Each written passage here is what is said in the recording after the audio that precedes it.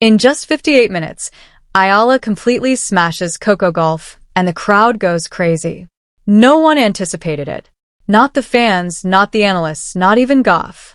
The energy was different from the first serve. Electric, colder, and sharper. Eala was more than just a tennis player. She had a message to convey. Each blast was like a razor slicing through the air. Fire responded to every return. Gauff's confidence gradually eroded as her rhythm broke. With each rally, the audience rose. A shout replaced the disbelief. And silence gave way to commotion when the last ball crossed the finish line. The past had just been altered. Beneath that 58-minute masterpiece, however, is a tale of rivalry, pressure, and covert retaliation that nobody anticipated. Because supremacy isn't always about power. The goal is to disprove everyone. There was silence prior to the eruption. Just before the game started, there was an odd, unsettling silence throughout the arena. Silence that seems to be a warning.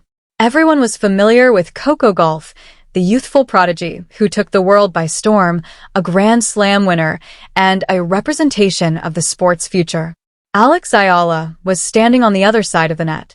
Calm, collected, underappreciated by many and unknown to others. She did not make headlines. She wasn't the most popular. However, she was the unanticipated storm. I had been quietly constructing something for months. She spent late nights watching match tapes, endured long sessions in the sweltering sun, and overcame moments of doubt. Her home country is the Philippines, where tennis is a passion rather than a promise. Every setback feels personal, and every success feels like a revolt. Eala had been informed from the start that players from her region of the world don't succeed. Too small a stage, too far away, too few resources. However, she didn't want to rise to the top and disprove them. She felt she belonged there, which is why she wanted it. She now stood opposite from the lady who represented everything she was told she couldn't be on this court, under the dazzling lights. Coco Gauff is a warrior on the court, the face of contemporary tennis, the audience favorite, and the sweetheart of endorsements. It was not meant to be a close game. One-sided betting lines were used. A simple victory was predicted by commentators. However, there was something in her eyes when I moved to the baseline for her warm-up. A quiet form of rage. She wasn't present to take part. She was there to assume control. Her coach murmured something that only she could hear in the corner of her team. Forget who she is. Remember who you are. It wasn't just advice. It was ignition. The audience muttered in anticipation of Gauff's trademark enthusiasm illuminating the court. The cameras flashed. Reporters jotted down notes, but even Gauff appeared a little taken aback as Eala's first serve, which was quick, clean, and perfectly on the edge, cracked like thunder. Nobody was ready to believe the story that was revealed in that first game. Gauff's rhythm was not causing Eala to react. It was dictated by her. Every movement was planned. Every rally was measured, and the tension started to change in a matter of minutes. The audience, accustomed to applauding Gauff's supremacy, began to sense something strange. Uncertainty. Experienced fans recognized the expression in Eala's eyes. Not nerves, not haughtiness, just such unadulterated concentration that it appeared nearly icy. The narrative of every instance in which she had been disregarded and every competition she had participated in under a false identity was contained inside that concentration. It was more than just a match. It was a proclamation. The audience still had hope for a comeback when the first set got underway. With Gauff, they always did. Her legend was her tenacity. However, there was a murmur in the air that got louder with each point. This girl, who is she? Eala's shots had become declarations by the time she broke serve for the first time. There were gasps with each victory. Every rally concluded with incredulity. She was not grinning. She wasn't having a party. She was methodical, laser-focused, and locked in. The fiery and ferocious Coco Gauff appeared human all of a sudden. Additionally, the balance of women's tennis seemed to be shifting throughout that first 30 minutes. The quiet before the storm started to break. The eruption was on its way. There was just one rally at first. 41 defiant shots. Momentum is defined by this type of rally. The type that changes everything you believe to be true. Coco Gauff had just lost her serve. In an attempt to slow down the fading rhythm, she stood at the baseline and spun her racket. Alex Eala's eyes were fixed on her from across the internet. There was only that unwavering fire, no emotion, no smile. The first serve was delivered forcefully. Gauff's signature strength, a blur in the distance. Deep to the backhand, Eala caught it perfectly. The cross-court line, forehand, backhand, and back and forth came next. Neither was retreating.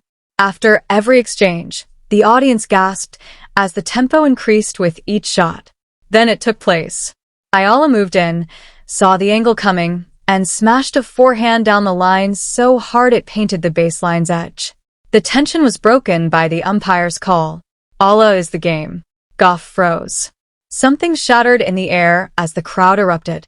Not only did 1 point win a game, everything was altered by it. For the first time during the competition, Coco seemed unsure. Her eyes darted to her box for solace. Her teacher applauded slowly, but it was obvious from his manner. This was not supposed to happen. I moved carefully to her chair and took a sip of water, but her face remained unreadable. Commentators tried to explain it. One remarked, "Maybe Gauff's adjusting." "Eala is acting irrationally," someone else muttered. However, they were unaware that this was not a fortunate run. It was a tactic. Eala had researched Gauff. She was aware of the pressure spots. She didn't always choose winners.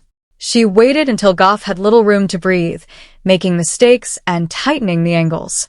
Mostly there for Gauff, the audience started to get agitated. When Eala's winner struck clean, there were gasps, murmurs, and even hesitant applause. A quick exchange at 4-1 in the first set completely altered the mood. Gauff yelled in exasperation after missing a standard backhand and slammed the ball against the net post. The arena grew silent when the umpire issued a warning.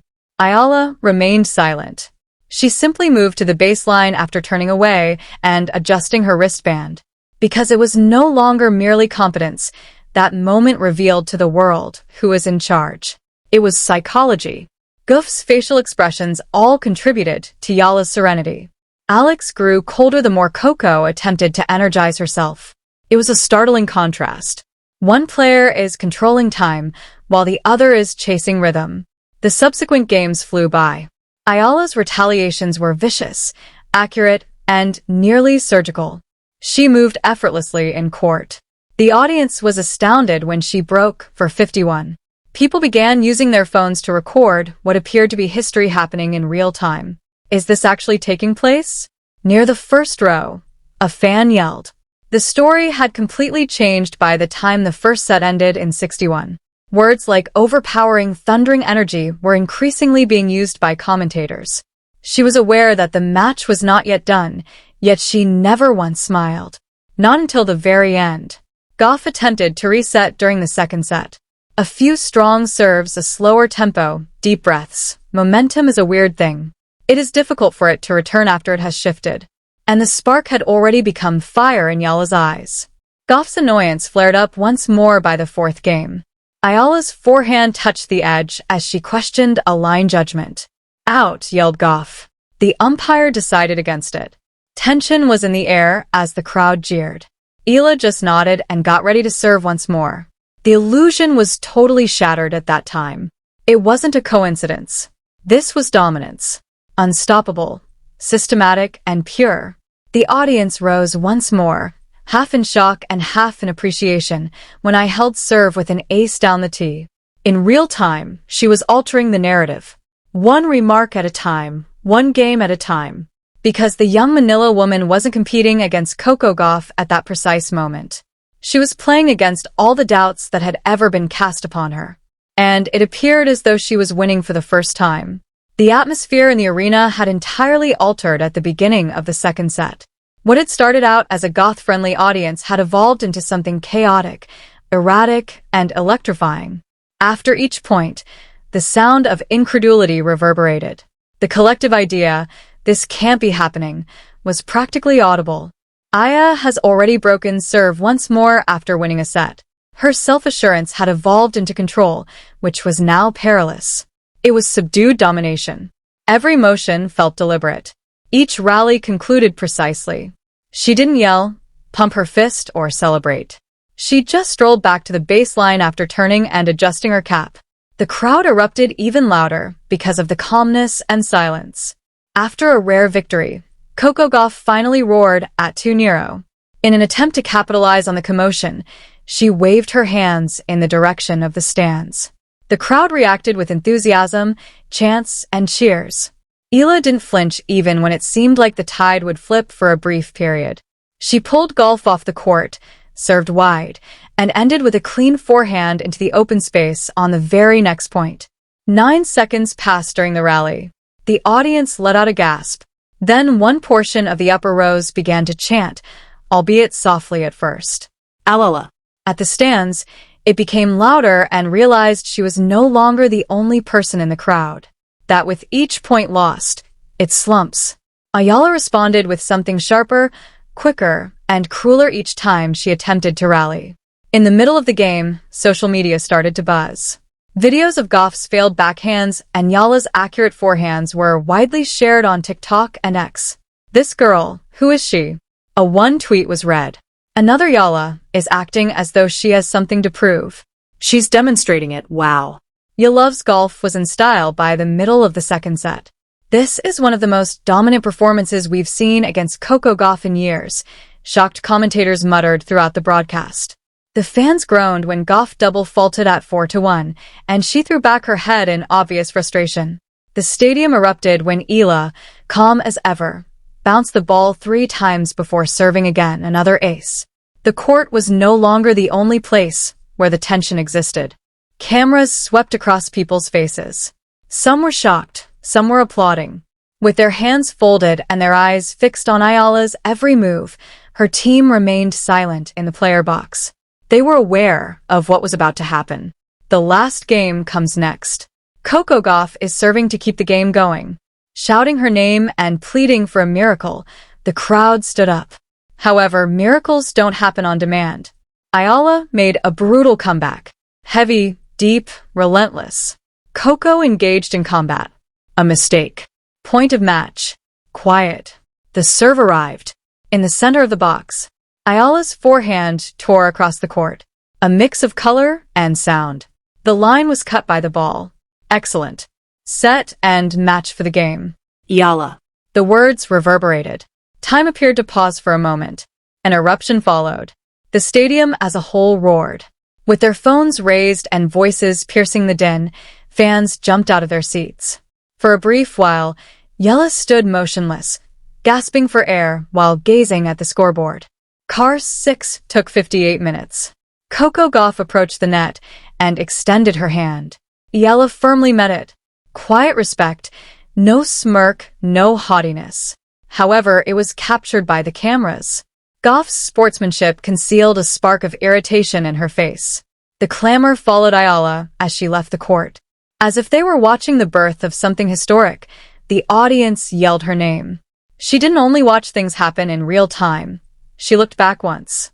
Long after the game was over, the sounds of the crowd continued to reverberate around the arena. Everyone felt as though they had just seen a tiny earthquake. Short, abrupt, and hard to ignore. With a towel covering her head, Coco Gauff sat by herself on the bench, taking in what had just transpired. This defeat wasn't merely a setback for a player accustomed to mastering every beat and story. It was incredulity. Clips from the game quickly went viral on social media.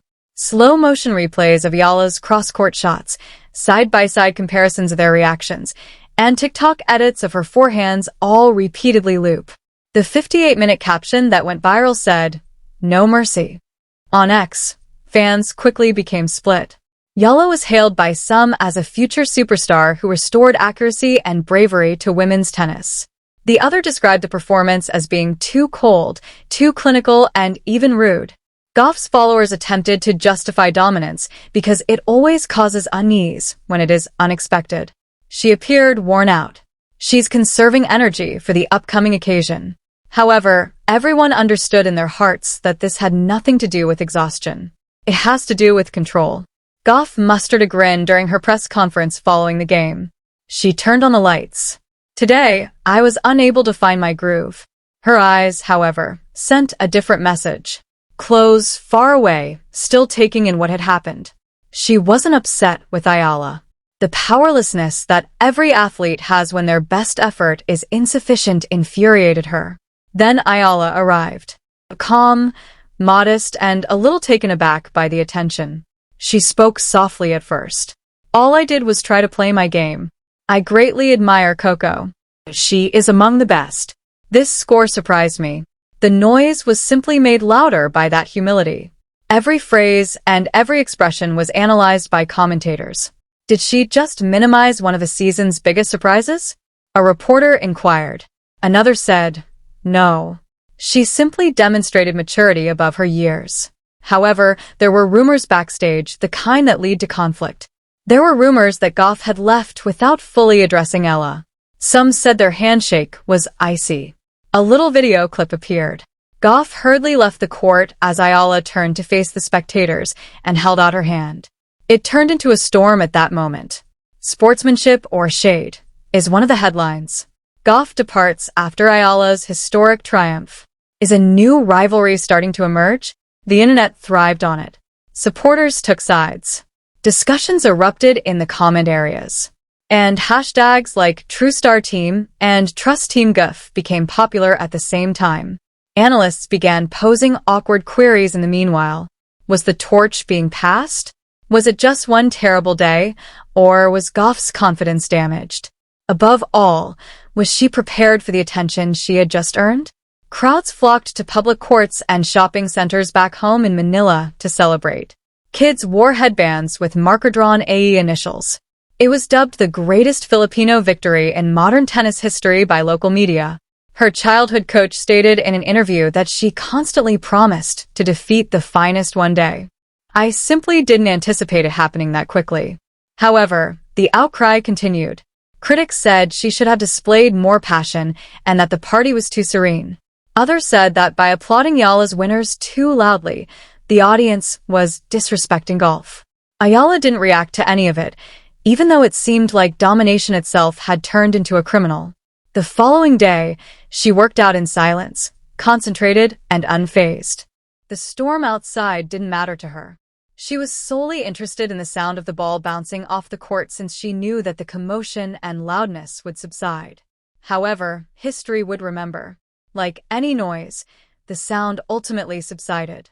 The headlines changed, the memes slowed, and the flurry of opinions began to subside. However, a different type of truth emerged in the ensuing quiet.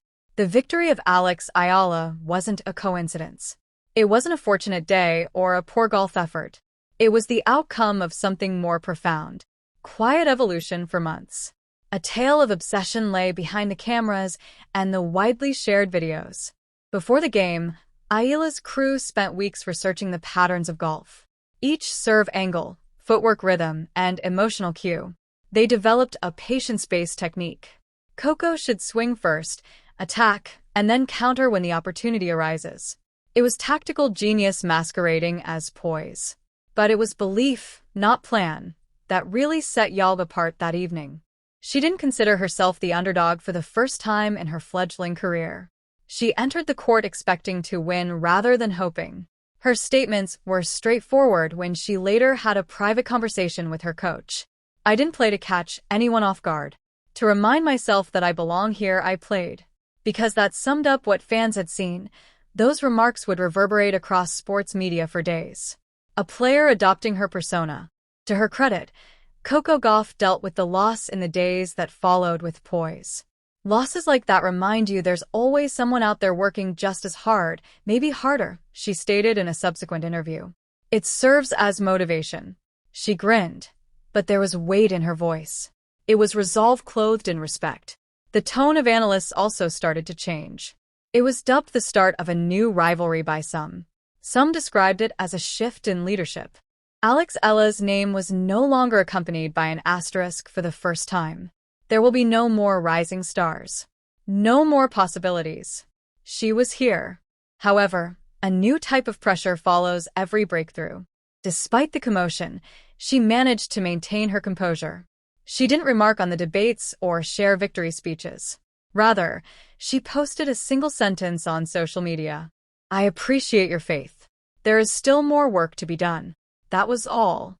Easy, modest, yet strong. Because there was more to that 58-minute devastation than just dominance. It was a change. The invisible boundary between potential and power has been crossed by Eala. How far can she go from who she is?